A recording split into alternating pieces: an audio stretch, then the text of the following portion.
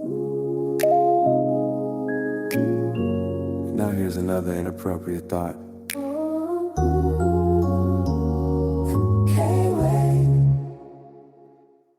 Right now, there's a group of fitness models at your local gym wearing $200 shoes, $90 leggings, $150 top, but they're only giving 99% effort in that gym workout, which is probably why they're built like DJ Khaled. Let's start the show.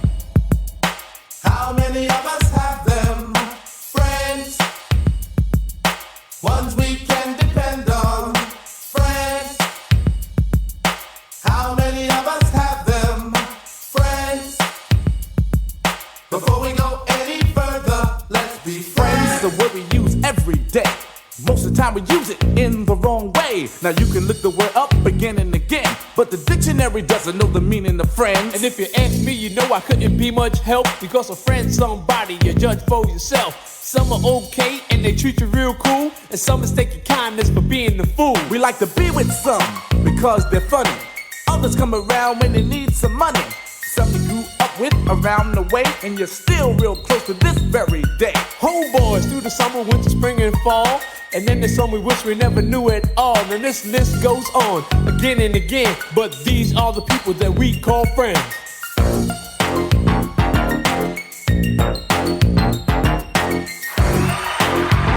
Yes. Welcome back to another edition of the Heavy on R&B podcast. I go by the name K-Way. I am your host, your proprietor, your professional YouTube inappropriate commentator at times, the creator of the show, All Things Heavy on R&B. That is he is I. Welcome back. Week 9. Damn, I should be a rapper. That kind of flowed a little bit. Nah, I can't. I don't know. I can't catch the beat. Like, I'm more of a poet. I did a lot of poetry and slam competitions in college. Man, what a weekend. Mine was good. Hope you guys' weekend was good as well. We are here. We are back. We are breathing. We are living. And we're going to talk about the rhythms and the blues of life, where we can just grow from these conversations, get to know me a little bit better. And, yeah, man, maybe, I can get you guys a little better. First off, I want to give glory to God. As always, this is my acceptance speech. I want to thank everybody that has tuned in and supported me, man, whether it's the Mixcloud or it's the podcast, man, the like, my following is growing, and it's still small. I'm just a small YouTube podcaster. I'm not a content creator, at least not yet. I'm just really doing it because it's therapeutic, and I'm ignorant to a lot of these things. I didn't know that there were podcast awards. I got word that there's possibility I maybe, could submit for a nomination or something for, a Black Podcast Award. And then also my mix set on Mixcloud debuted in the top 50. Didn't even know that was a thing.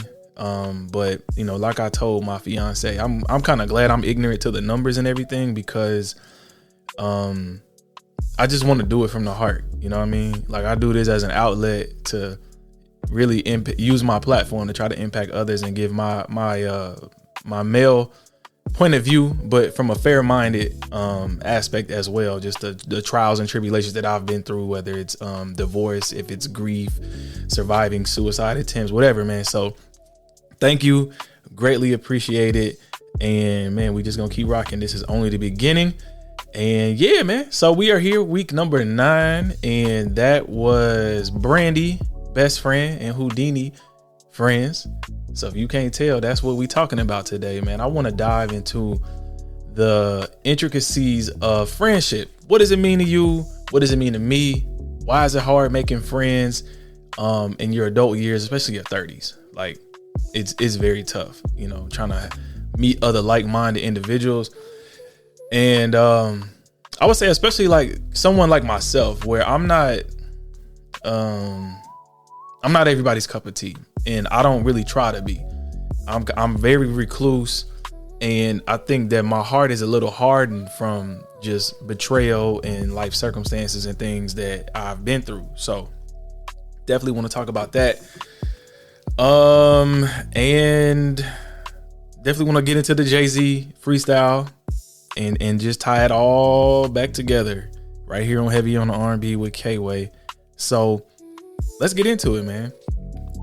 What I noticed was, so let's back up. So I'm a middle child, but in a sense, I'm like an only child, because my sister is 8 years younger than me, and my brother is 10 years older than me. So long story short, my brother left the house. Well, got kicked out the house when I was like 4 or 5 years old. He got sent down to Tennessee with my mom's side of the family. I talked about on the last episode, Therapy Notes, I talked about my grandmother and how we fell out. So he was living with them. We were raised totally different, but at the same time, he's 10 years my senior. So what I noticed was I really kind of had to do a lot on my own, and I got comfortable, being by myself, because I'm not trying to throw you under the bus, bro, like if you listen to this, but he really wasn't around, growing up. He was living in the streets. I'll put it like this. I come from a real official family, a real official line of men. Whether I agree with their actions or not, I appreciate all of them. My uncles, whether present or not, my brother, whether present or not, my dad always been present. So yeah, there ain't no not to that. That's my guy.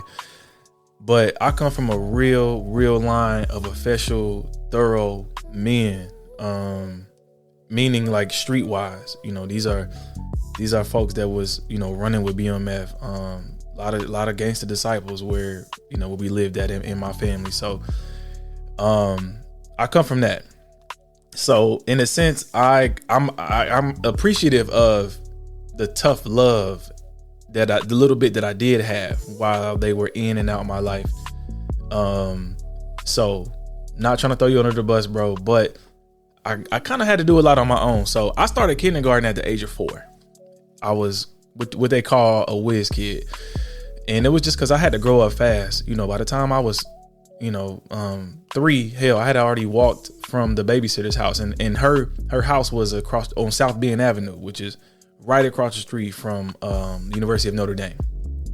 So busy intersection, busy street. I slipped out the back door. She had too many kids. She really wasn't paying attention to me. And I knew how to get home. I walked home. And when my parents came home from work, they saw me on top of the stairs playing with my Ninja Turtles, just quiet as can be.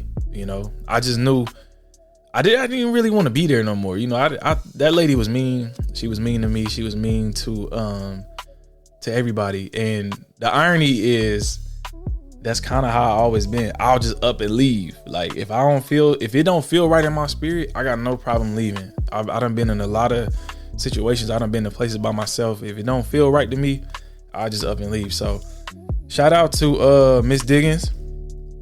And she was the babysitter. You know, I felt like she was me. I think she passed away by now. But fun fact, Miss Diggins is the relative. I ain't gonna really say too much.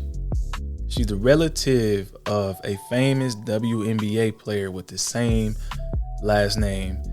And we're all related. We're all kin. You know, we're all, you know, right there. October London, who is an amazing singer. He's from South Bend. You know, it is a very small degree of separation. And if you know, you know. So, you know, I started kindergarten when I was 4, and I was a lock key kid. I had the key around my neck on the string. You know, the first order of business was after you get off the bus, you come home, you lock the door, you don't answer it, you don't let nobody in. You call me at my job and you let them, and you ask for me, you say my full name, and then you, that way I know you home. So I open the door, I lock it, put the key back on the holster. It's right by the door, so I don't you know, forget it or lose it. I call Lens Crafters. That's where Mom's was working at the time, and you know, may I speak to so and so, and I'm home, Mom. All right, don't answer the door. And then that turned into a little more responsibility. You know, can you thaw the meat out? You know, take it out the freezer. Take the ground beef, take it out and let it thaw. So I would do that. And then that turned into, can you brown the meat? Yeah, I'm 4-5 years old. I know how to brown the meat. I know how to make myself a sandwich. You know, I'm doing my homework. What little I did have, because I was the kid that would do my homework in school or on the bus. You know, I didn't really talk to too many people. I'm watching Wishbone. I'm watching Zoom on PBS. I'm watching Ghost Rider. You know what I'm saying? Like I'm a kid on my own.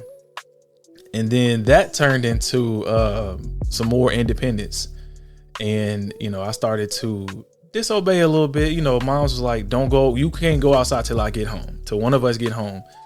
And, you know, I started sneaking out, running with the fellas around the project. We lived in a housing project called Western Manor. We used to call it What's the Matter?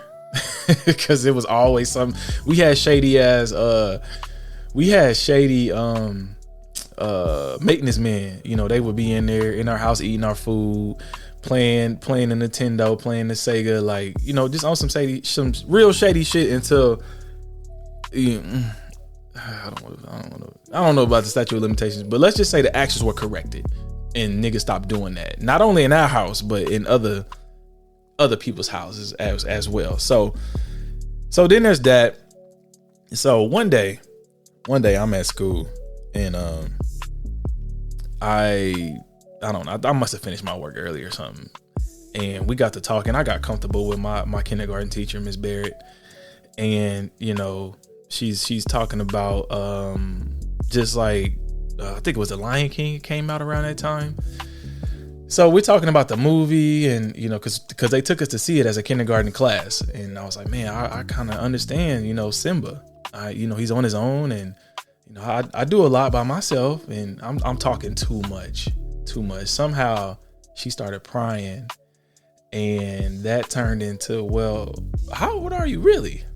And I must have told him my real age, because back in the day you had to be a certain age before September, I believe. And you know, my birthday's in the summer, so I wasn't that age to start kindergarten. They found out, they had to pull me out, and then that turned into me staying home by myself. So I still kind of had the same regimen. Eventually my mom started taking me to stay with my aunt, you know, and my uncles on my dad's side, but they were figuring it out. You know, they were kind of irresponsible themselves. So off the rip, you know, with that happening, then my brother getting shipped down to Tennessee, I didn't really have too many friends. So I figured out a lot on my own. Like my first encounter with manners, like really being nice to people, nobody really taught me that. It was I think it was like just instilled in me from God. Like I remember going outside to play, and there was a lady in our neighborhood Miss Walleen, she would always have her buggy, not like a Target shopping cart. It was like one with one handle and two wheels, and you could put your groceries in there. And she was a little older, and she would catch the city bus to go get her groceries. And I remember one day she just looked tired. I don't know what like came over me, but God put it on my heart to go help this woman. And she lived in the back of the complex, so I helped her. And it would be every Thursday, because Tuesdays and Thursdays is when like the government checks would come in back then. So I would help her, and then that turned into every Thursday I knew what time she was gonna get off that bus, and she would give me a food stamp, $5 here, $10, $20, whatever, and I would go up to the 76 and get my quarter chips and my giant pickle, you know what I'm saying, in a pop, because what the fuck is soda? Me and my lady argue about that all the time, because where I'm from, we call it pop. I don't know what a soda is. I don't know what a sofa is. A couch. I don't know what sneakers is. Tennis shoes. I'm from the Midwest, so let's get that understood. But so I'm journeying through all of these things, like, and this is something else that I unpacked in therapy. Like I'm a bit of a loner. I'm journeying through these things, and I'm realizing, like, man, I spent a lot of time alone. So by the time my sister is born, I'm already 8 years old. We done moved from South Bend to Indianapolis, and I'm still kind of on my own. But then I started to open up a little more. Sports. I started to play sports, and then I started to understand camaraderie and teamwork and sharing and things like that. Because I would imagine up until then I was pretty much, I ain't gonna say a selfish kid, but I ain't really like fuck with too many people. So I kind of been on my own all my life, and even journeying through college, transferring to different schools, I always made it a point to kind of like identify what I was going to identify with, and just kind of maneuver through people. I never really was trusting of people, just because of like the childhood things that I had been through. So it dawned on me that like when you in your 20s in college and high school, like your friends are your proximity. So for me, I had an eclectic group of friends, because like I remember when we first moved to Nap, I always like to tell people I got my athletic chops playing at Riverside Park. Anybody know Riverside Park back then? We talking like 97, 98, 99, right after Pike died in 96. It was tough. It was a very, very, very tough place to live. There was a lot of crime, a lot of murders. It was a really hot summer. Really, really hot summer. One of my homeboys' father got tied up to a pole. He got shot 20 times and they set him on fire. And one of my teammates, little Stevie, they found him in an abandoned building. I mean, we wasn't nothing but 8, 9 years old. We on a little league team. You know what I'm saying? He was a little older, and I think he played up. He might have been like 10. 11, maybe even 12, something like that. But you know what I'm saying? Like it was rough. My other teammate, his father got killed on the highway coming from the skating rink. This is all happening, around this time. So, I got my athletic chops being tough. Not really taking, like, I'm not a tough guy, but I'm not a pushover. I was the kind of kid that was very respectful, but would get teased about it because it was yes sir, no ma'am. And then, when the teasing started, that's when like my hot head, the temper would take off, and I would have to, let niggas know, like, this ain't that. Like, my pops raised me to be a very layered individual. Like I could pray for you. I could minister you. I could help you with your resume. And in the same breath, I could knock you the fuck out and not care.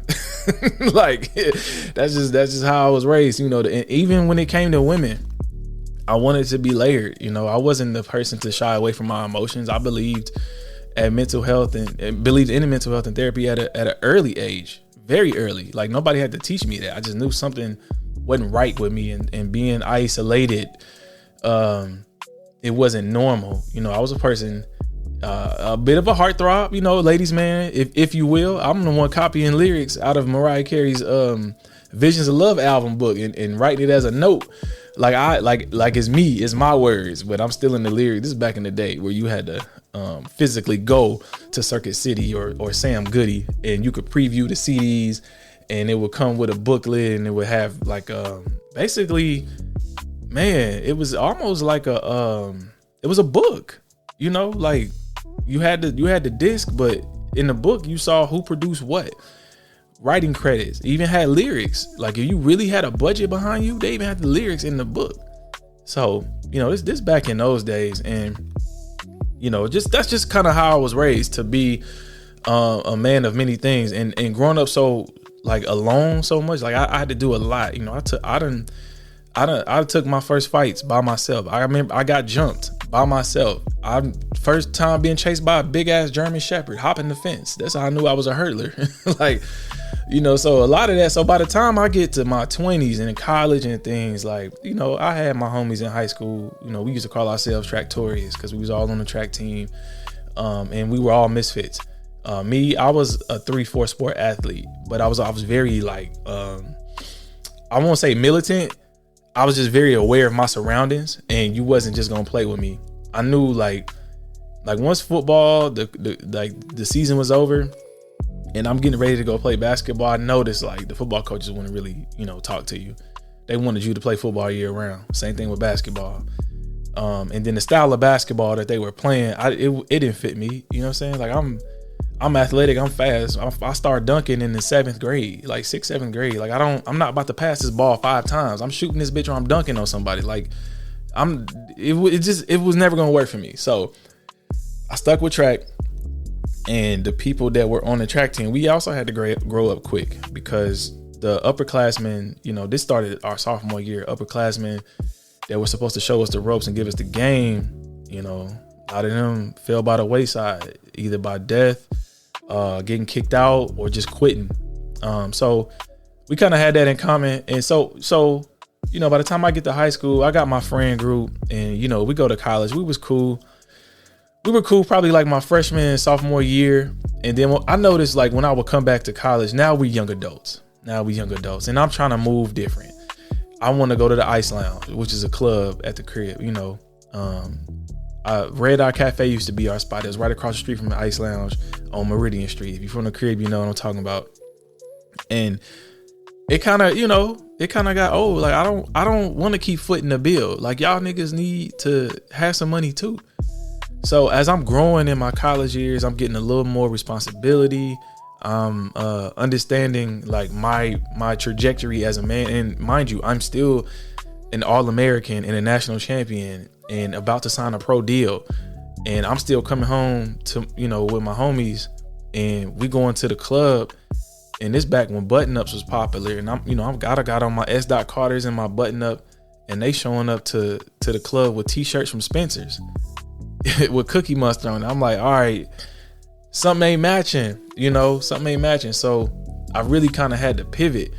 And it was almost like a survivor's remorse, because I dealt with that a lot. Like, one of my best friends growing up, you know, he struggled with diabetes, you know, really bad. And I sometimes would send him money for his insulin if he didn't have it. And that's probably one of the things that bothered me the most. It's that survivor's remorse, you know, knowing that I had to adjust, and everybody can't go like where I was trying to go, man. Like, I don't know if that's just being shrewd or just, you know, it's all a part of like the growing process. But I couldn't do that no more, man. I couldn't really. It ain't necessarily turning your back on the hood or your homies or whatever. It's just to like, man, you kind of gotta find your own path in life. And I knew what I wanted to do. I wanted to get out of my city. I didn't want to stay there. So when I graduated, you know, I went back and taught high school, and it was eye-opening to see like, yo, here we are, 2012, 2011-ish. We graduated high school, and I graduated in 06. And a lot of my homies graduated in 05. They were a year ahead of me. And by the time 2012 came around, one of my homies had 4 kids by 4 different women. The same homie that was struggling with diabetes was still struggling with diabetes and paying for it. And the homie that was wearing Cookie Monster t-shirts was still wearing Cookie Monster. Like, it was just the same old, you know what I'm saying? Like, it was just like it was like a revolving door. It was like Groundhog Day. So that's when I made the conscious decision just to pack up what a little I had, and the rest is history. So, you know, if you want to hear that story, go back to episode 1, episode 2. But I think proximity is where you are in your 20s and your late teenage years. Those are your friends. Now I know like my sister-in-law, my future sister-in-law she got a best friend, and they've been friends since middle school. That is, to me, in my life, that's rare. And I commend anybody that has been able to maintain a friend. I envy that. I wish I had that. Unfortunately, I don't. And then, you know, I think in your 30s, friendship, and it requires intentionality. What are your intentions? Like, when you say you want to hang out, like me, my first question is, who all gonna be there? You want to go somewhere? Like, who all gonna be there? And I think when I first moved out here, you know, I had to start over.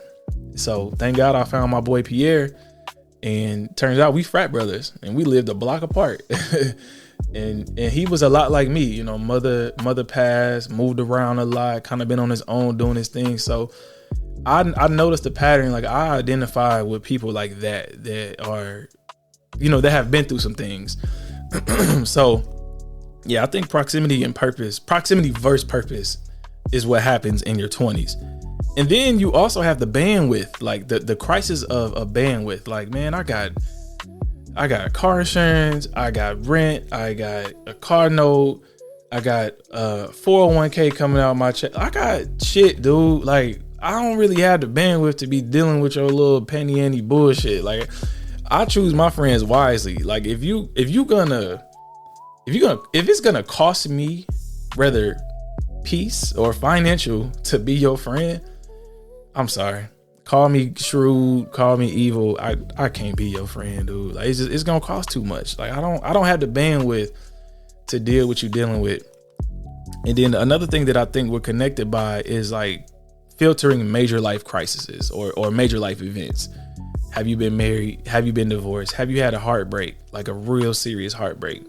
Have you been down to your last dollar and tried to, you know, like Kendrick say, flip unemployment or something like that? Like, have you gone through some shit? Because if you haven't, 11 times out of 10, we ain't gonna agree. We not gonna identify on nothing. Because the first time you go through something little and you fretting over it, and I'm looking at you like, nigga, that ain't, like, I done been through way worse. Like, way worse than that. I don't think we gonna like work out. So, you know, like, nothing audits your circle quite like stepping into a new chapter, deciding who actually gets an invite to who, what, where and why, you know. And are you a friend or are you just an acquaintance? I don't have a lot of friends. A lot of niggas know me. I know a lot of niggas, but I wouldn't call them friends. I got maybe 3-4 tops. So yeah, man, I think that's just where it is right now. Making friends in your 30s is very hard, especially nowadays. I think we have a crisis right now of old YNs trying to be YNs. And I'm not with the sharing hookah sticks when you pushing 40 and wearing skinny jeans and painting your nails and disrespecting black women, disrespecting women, period. Like, we not gonna identify, and that's fine. Just you do you and I do me, but don't, like, just stay away from me, because I don't want to result back to, you know, the temperament of things. And I think that popular culture is really influencing a flock of men that are my age, you know, mid to late 30s, in the most negative fashion. Very, very negative. So I don't know, man. And a lot of that, all of this is coming from just therapy, and also seeing the freestyle that Jay-Z did yesterday. You know what? Let's get into that. Let me cue this up. Let me cue this up, and then we gonna regroup and we gonna talk about it. If she would have transitioned before I cleared my name, I would have hunted them. Every one of them playing these silly games. That 1-800 ambulance chaser would have wished one came. But 911 is a joke. Public enemy #1, I've been ranked. The rock's not crumbling. The leprechauns have magically run out of pranks. Your son on a federal jail line mumbling something about having too much of this drink. You know how dumb that is? Another one fumbled his, wonder how I get the blame. Niggas' teeth is tumbling out their mouth and somehow I'm the one who done it. It's a murder mystery game.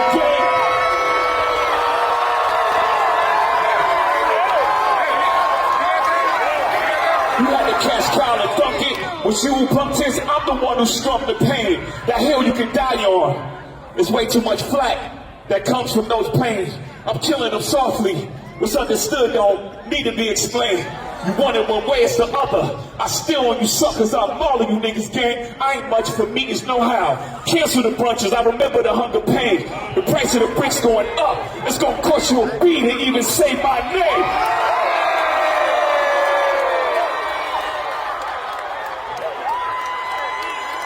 You ever heard of a Wonder King? My children and some of them, have you niggas no shame? Y'all trying to get under skin? I really get under skin. Ask unharmed player. Y'all thugs with y'all thumbs again. Everybody think they're the ones insane. You're no maniac. Watch how Saniac in my presence, nigga, shrink. I need a new therapist. This shit is not working. I'm truly on the brink. Y'all better not encourage him. Y'all don't want me to think these thoughts that I think. That nut-ass nigga still stuttering. That chatty patty down on his luck again. Quest introduced me to Jaguar. I don't know why I still fuck with him.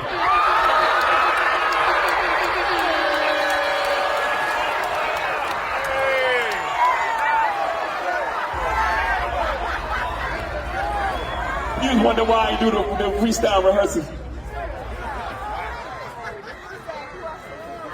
That lady back on the stuff, she sound like she in love with her. Her kid can't even take their kids.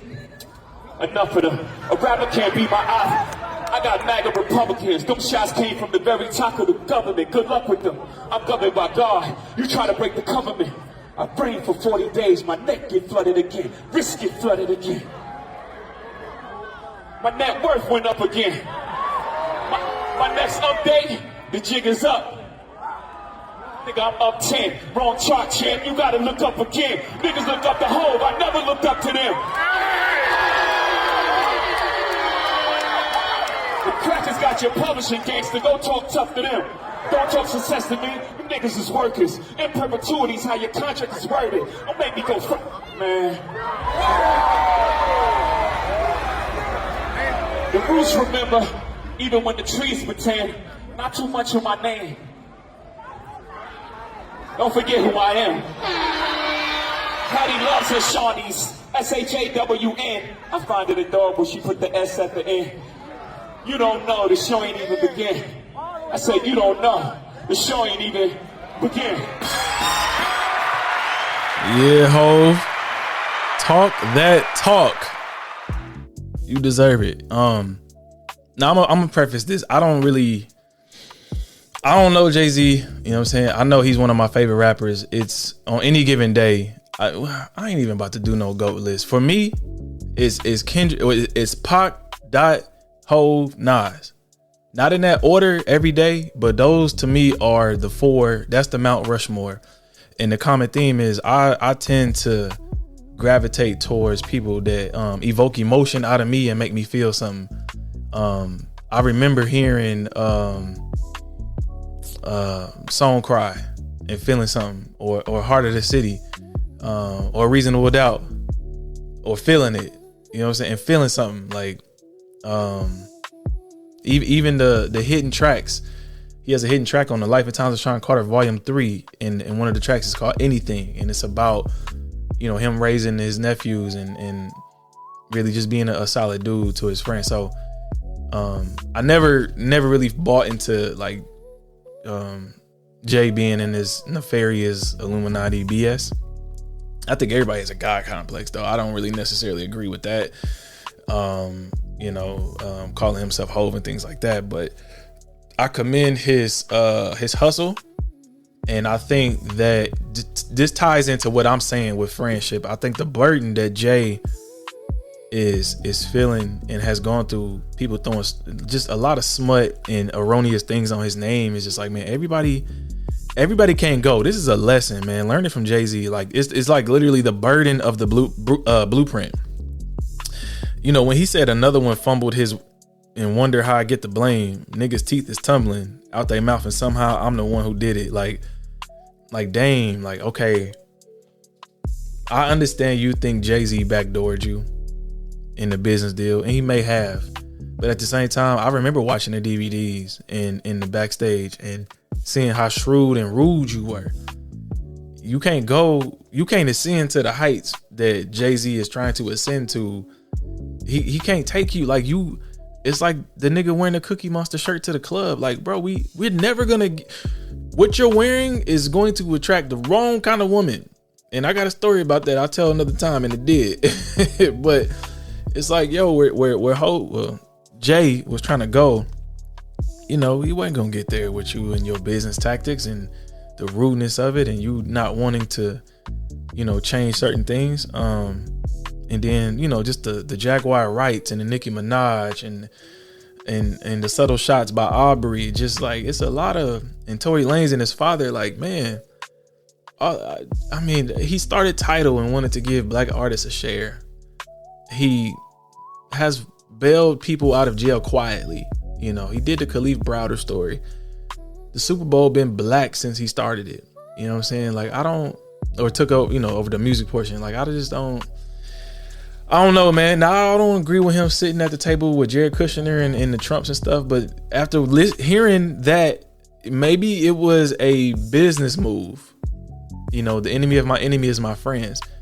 Sometimes you got to mingle with people and play the game that you don't want to play in order to win. I don't know if I could do that just because I'm a hothead. I don't really like compromising, but then again, I'm not a billionaire. And that's the problem when you're a billionaire. Nobody can become a billionaire in this country without sacrificing some kind of moral compass. You cannot have an intact moral compass and be a billionaire. That's just not the way God made it. So, you know, from that aspect, I get people's gripes, but all in all, I just never subscribe. Even the Tony Busby shit, that ain't Jay. Like, you talking about the girl drove from, was it Rockville or somewhere, New York, to a 13-year-old to the music awards and just stood there and Puff and Jay took, like, what, nigga? A house in Manhattan? Ain't no houses there. Like, what? Man, I mean, a high-rise condo. Those motherfuckers at a house. Some shit you just gotta laugh at, man. And I'm glad that he got it off his chest because a lot of people have been playing with his name, and I think a lot of it was unwarranted. Especially Nicki Minaj, like the stuff that she did, that's just not cool. That's not cool at all, man. So, yeah, shout out to him.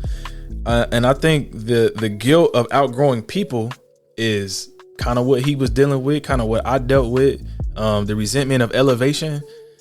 You know, I'm not nowhere near Jay-Z and billionaire status, but I understand what it's like to get betrayed and get smut thrown on your name. I went through that with my divorce. Like, niggas that was in my wedding, groomsmen standing next to me. Like, man, it's like, it's a reason why I had a hit list.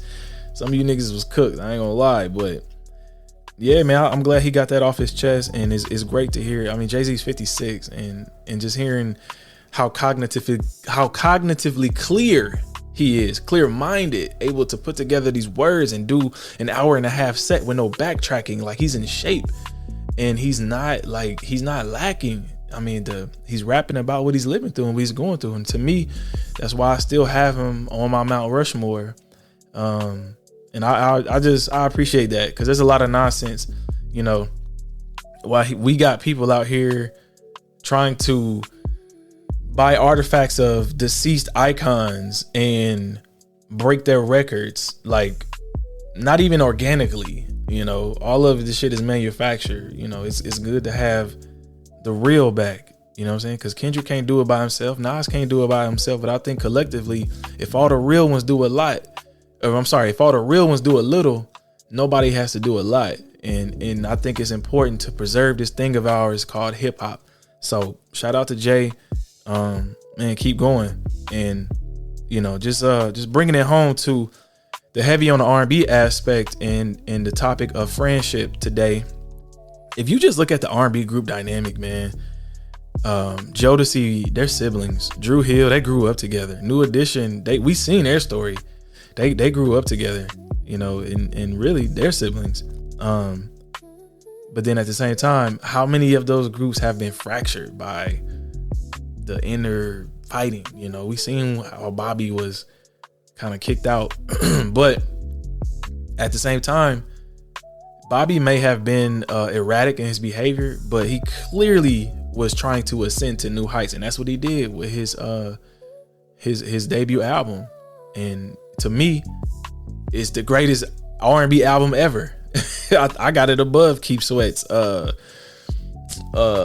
it Make It Last Forever? But yeah, I think that Bobby Brown album is just, man, it's crazy, dog. Like, it's you can just go through the track list, man. Like the you know, not even the debut album, because I think he came out with one before. I think he came on, I don't want to say before, but the one like right after coming off New Edition, you know, where it had Roni and My Prerogative, and man, it's incredible. So shout out to Bobby Brown. The older I get, the like other side of things that I see, because I mean, he was just battling his demons, but he also felt that he can ascend to new heights, and he did. He outsold him, like he did, and he was so good they took him back. You gotta think about that. So yeah, man, I don't know. Question to the audience, man. Let me know in the comments. What are you outgrowing? What do you have to give up? What have you given up? Have you had to sever ties with different kind of friendships and things like that? Have you ever known someone 15 plus years and just kind of outgrew them? You know, how do you navigate that? Give me some game. You know what I'm saying? How do I make friends in my 30s? You know, I got a couple partners. None of them live here though, in the city. They all, you know, and we get together once or twice a year, but we talk every day in a group chat. And that's the way niggas check on each other nowadays. We send each other inappropriate reels. If I get one, I know they alive. That's just that's how we communicate, man. So yeah, that was friendship. And before I get out of here though, let me get into this gripe. I think one of the gripes that I have is about the hypersexualization of fitness. So let me cue this up, man. So as y'all know, I've been on my fitness journey, man. I looked in the mirror one day, I was 297 pounds. I'm down 56 pounds and counting. I'll be by my goal weight by my birthday in about 8 weeks. So one thing that's bothering me and my gripe is fitness models. You're not athletes. Please stop saying that. You ain't never did 2-a-days. You ain't never had to wake up at 5 a.m. to pass a drug test from USA Track and Field or USA Basketball or USA Boxing or the NFL. You ain't no fucking athlete. Just because you look good in Lululemon and you got that way by taking a GLP-1, you're not an athlete. You can't do a box jump to save your life. You couldn't jump over a feather. You're not an athlete. Put the camera down. Get out a real nigga way in the gym. Stop spilling protein powder on the bench press. Work on your legs, because if I punch you, you going to sleep. Night, bye-bye, because you don't have a base. Big ass upper body, little ass legs. You built like SpongeBob. Please stop. You're not an athlete. You just a nigga that look good in Lululemon or a nigga that look good in Nike tech suits. This has to stop, man. Stop hypersexualizing fitness. Cause that's all y'all doing. You not selling fitness, you selling sex. There's a reason why foreplay ain't even a thing no more. You don't even have to marinate the fish. The fish is already in front of you. It's on the explore page. It's on the OnlyFans. Subscribe for $9.99. You can see ass and titties all day. This is crazy. my gripe, my plead, my prayer, fitness models, go somewhere else. Find another gym. Find you a 24-hour porn fitness gym where you can sell sex as fitness. Cause you little leg niggas and you top heavy women with BBLs and GLP-1s on my last fucking nerve. So yeah, that was K-Way Gripes. I'm so done with these people. It's almost offensive to a real athlete, you know, one of the best that did it and never got away with it. Like, you ain't no fucking athlete, man. Anyways, in the meantime, in between time, man, I greatly appreciate y'all checking me out. Reminder, Heavy on the R&B is the podcast. Daybreak is the after party where I play the songs that inspired this episode. Please don't get it twisted. I'm available everywhere, man. YouTube, Apple, Spotify, iHeart, Audible, Sirius XM Radio, Pandora. The podcast is everywhere. But if you exclusively want to hear the music, the soundtrack to the podcast episodes, you got to meet me on Mixcloud. Sometimes they're available on YouTube. But yeah, I just want to make that clear. So yeah, until next time, have a blessed week. Please put value in yourself, put value in each other, and we can have a value society. Peace. Heavy on the R&B with K-Way. Heavy on the grace on me. Yeah. Never knew how heavy I was till I had to pick myself up.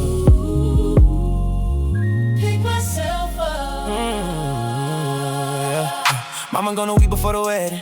Suit still hanging on the back door. Smile on my face at the altar, but my heart laid out on the church floor. Moved out, ring off in a new city. Friends switched sides when it got gritty. Therapist couch tears on my shirt. Asked God why this faith gotta hurt. From H-Town pain to that Dago sun, I was broke in my soul, but I didn't run. Held on to your word when my hands gave up. You said, child, look up, to be a diamond. I gotta get cut, gotta get pressure on my life, but you lifted me up, lifting me heavy on the R&B, heavy on your love. I was so heavy till I had to pick myself up, staying faithful through the fire. Now I rise above. Therapy and truth, yeah, that's how you fill my cup. New heart, new mind, now I'm finally enough. Never knew how heavy I was till I had to pick myself. Yeah, lost weight, lost shame, gain vision. Masters on the wall, yeah, that's provision. UCLA letters in a gold frame. Who would've thought I'd ever own my name? Got a raise and a ring and a real friend. New love with a soft place I can heal in. From Houston nights to this West Coast breeze, you turn my trauma into testimony. I remember talking to the ceiling fan. Now I'm walking in the promise that you had planned. Every cut, every scar that was on my heart, you said watch me make art. To be a diamond, I gotta get cut, gotta get pressure on my life, but you lifted me up, lifting me heavy on the R&B, heavy on your love. I was so heavy till I had to pick myself up. Stayed in the valley, but I never gave up. Values in my veins, yeah, that's how I leveled up. New joy, new job, now I'm finally enough. Never knew how heavy I was till I had to pick myself. This for the broken that still show up. This for the tears that filled your cup. If you feel heavy, let them lift you up. Cause to be a dime